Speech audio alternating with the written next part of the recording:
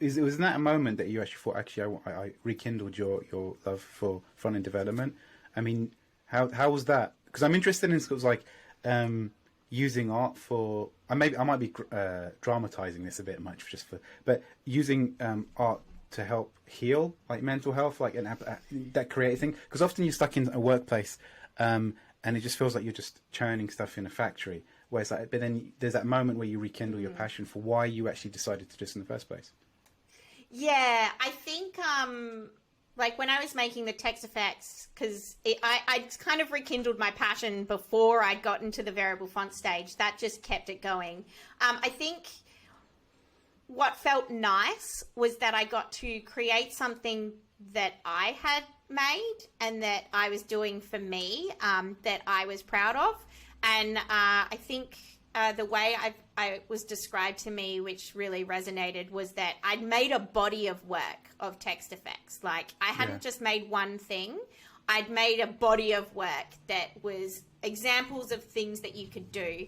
And as a result of that, I also learnt a lot more in-depth stuff about how CSS worked, which I then could use to make things easier in my day-to-day job. Like, I understood better how gradients work and how text shadow works, and, you know, how I could layer things, and like all these kind of little things that I understood but not at a deep level, I now understood much more deeply because I was trying to be creative with it.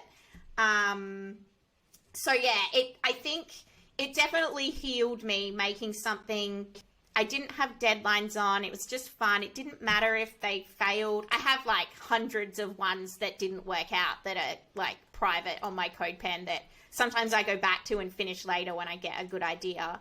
Yeah. But it was nice because it was not like, I wasn't required to do anything. I just did it because it was fun.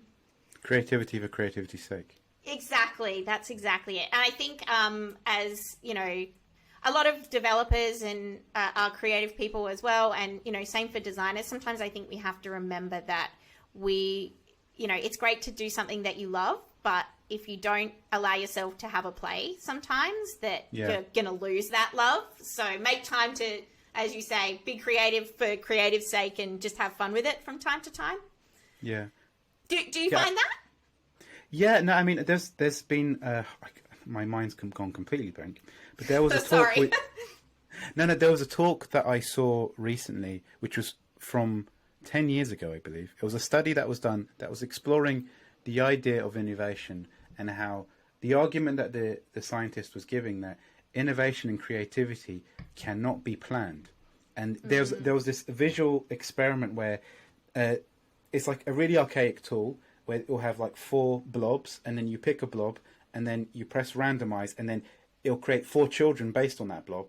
And then it sounds really weird, but when they put it out to the world, what they found is people were generating these like bits of art just by saying, okay, that one kind of looks like a flower. Let me mutate that one. And then you see all these amazing things like Spider-Man's face that people have gradually mutated. And what they were trying to demonstrate is that if you just try to randomly do that, you would never, or use machine learning to, you would never get to this kind of level of finding something and exploring. And is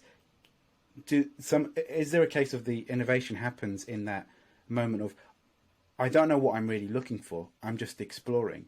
And so challenging the notion of open planned offices, the way we develop software or whatever way we have got strategy, does that actually impede finding something that could be much more beneficial? That's what I find this.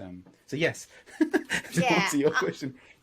I totally agree. I think the things that I'm most well known for, and the things that people have always found really interesting of my work, and the things that I've always, I guess, grown as a developer, and you know, I don't consider myself a designer, but you know, the you definitely are.